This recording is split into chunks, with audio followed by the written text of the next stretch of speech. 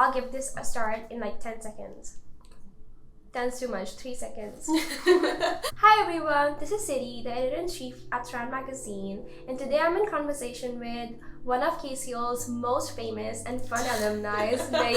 Hello, lovely to meet you. It's so good to have you back at King's again. It's so lovely to be back. Though I highly doubt there are students who don't know about you at King's, but would you still like to give a little introduction to our viewers? Sure, yeah, so I went to King's. I studied economics and management here for 3 years. I just had my graduation last summer. So, Mei-Ying has a YouTube channel and with 100,000 subscribers, which is a big deal, and congratulations on that. Can you tell us a little about what made you want to start YouTube in the first place? Sure, yeah, so I actually started on Instagram first. So I did social media, and it was 2040 or maybe 2030, and it was a time when the UK YouTubers were everywhere. My Instagram followers said, oh, why don't you start making videos because you're talking about YouTube so much, so I did. I know you have been doing YouTube for 8 years now, and over the years YouTube has changed dynamically, both in terms of the audience and also how content performs well. Do you think any of these changes have impacted your way of making videos? I think organically it has changed how I make videos in the sense of I watched my YouTube demographic. My biggest group when I was 16 or something and making the videos was that age group, and as I've got older my audience has got older, so the biggest age group is now the 18 to 24s, and so the content shifts with that. With the reels, they're meant to be easier to make, but I have my own perfectionist streak. I love spending so long on the editing and doing little crossfades or the music.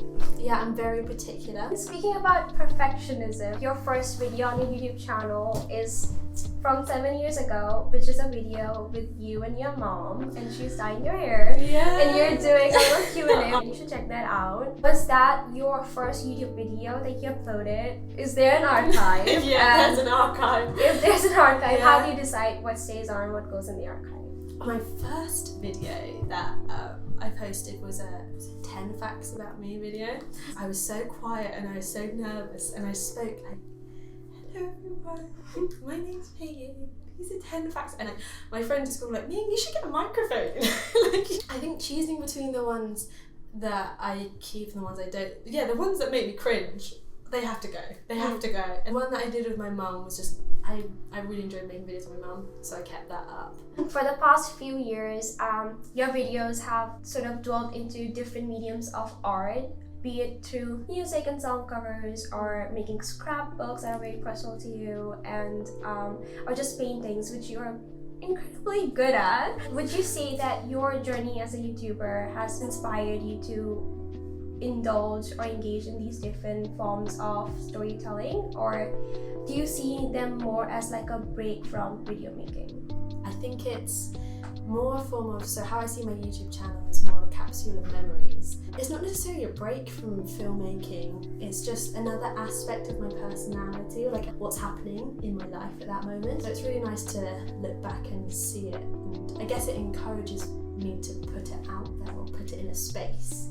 I mean, I do agree that your videos do reflect the stage of life that you're at, and your videos have largely been about students in London. Do you remember when you decided that you wanted to use your platform to help other students navigate through uni life because it's chaotic? And do you remember what inspired you to do that? It was when I was applying for university, and my sister went to King's, so I'd heard a little bit from my sister about how King's was like, but when I went on YouTube there was nothing about it. At the time there was no study tube, and so I was like, you know what, when I go, that's what I want to show.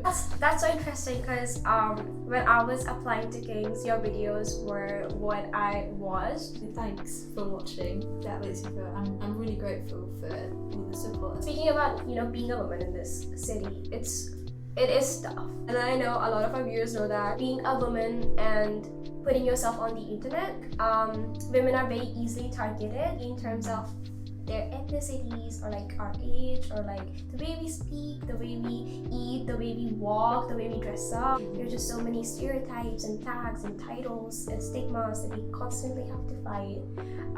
Do you think like you personally have ever been impacted by any of these stereotypes that have been put on women? And can you tell us a bit about how you overcame that?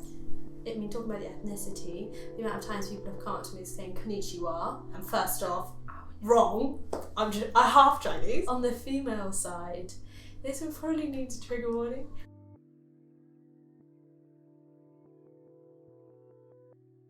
But it's not even necessarily to do with the videos, but so for example I work in finance and it is a very male dominated space. So it was my first work trip, and so you wouldn't think that something like this would happen in like a professional environment, and someone, you know, just goes, oh, if I was to date rape you, you know, during a conversation, and yeah, it puts you off, like it doesn't make you feel at ease. Even when I make videos, I'm very careful about, for example, I don't say who I work for now, or, you know, I try not to show where I live, or things like, you know, just for basic safety. Now I'm older, I feel like at least I'm more prepared. Like if I was 16, it would be a lot scarier. I mean, it's still scary, regardless of the age. I've had quite a few conversations even at work or in the financial setting, speaking with men who don't believe in the gender pay gap, don't believe in feminism, and outrightly say I'm not a feminist. These conversations are so tiring and also so frustrating. Hopefully as we have more education on equality, basic equality, it will hopefully get better, bring down the patriarchy, that's all I say. If you're watching this, gender wage gap is real and you should be a feminist, everyone should be a feminist. So, since I'm like a subscriber and also follow you on Instagram, I know that you went for like a silent retreat in Thailand. Can you tell us a bit about like what prompted it and how was your experience? What prompted it was, so I had a friend who had just done 10 days at this retreat, and she was like, you should try it. And I was like, okay, a bit weird. And I was like, you know what, I'm going to be open-minded and just give it a go. It was really hard. The first 8 days, I spent a lot of it working on my concentration and focus, and I was in so much pain as well. Oh, the pain was so bad because you sleep on these leather beds. So they purposely don't make it comfy because they don't want you to lie in. And at the end of it, like, it made me think about a lot of things. I was brought up with a thesis of no pain, no gain, right? And I wasn't sure how I felt about this. I said to the monk, I think this is a very bad saying. I think it's normalizing pain. As time went on, I saw what he was saying. I know how strong I am in that I can sit through this pain and I can stand up afterwards. So yes, it was a very strange experience. I'm really inspired to do one of those myself. I wanted to like take this time to do a little photo segment. So I have like 3 photos from your Instagram. If you can give us like a BTS, like what went behind the scenes. Yeah. So I think the first picture is you in front of Mon Library. So the 24 hours in the library challenge, probably more fun to watch than it was to be there. When you saw the showers in the weird dark dingy basement with the razor inside, that was a mixed time. It was good. I think I got some work done, but it was just mainly traumatic. The Morn has their own Twitter account. I was atted. You're not meant to sleep there. So the next picture that we have is you at the meadow. We are at Bush House right now, so it has come to a full circle.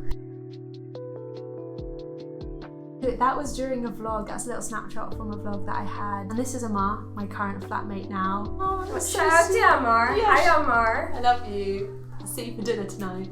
Last picture for this segment is your graduation picture. How did it feel like, you know, like all those years of hard work and then you finally graduated? It was a 1.5 years late or something ridiculous like that. But it was really nice to see all my friends again. I did wear 2 high heels. I brought trainers with me so that when we went up into the meadow then I could swap in and out. But I got to wear my Dalmatian suit. It was a really nice day. It was nice to properly celebrate. It was sad because it's like, this is the end. But then you become an alumni and still go back to Morn Library to study for your CFA. It's not all over. But yeah, it was a good day. Well, thank you so much. Thank you. It's been so nice to chat. Before we sign out, is there anything that you want to say to our viewers? A little message for the girlies? For the girlies, what I would say is it's a good lesson to learn to ask for help, because that will also help you when you need to ask for a raise. So it's all good skills, working on the gender wage gap, that kind of thing. Have a good support network around you, and keep on girl bossing. Well, thank you so much. Make sure to check Strand Magazine out at strandmagazine.co.uk, and we'll see you very soon.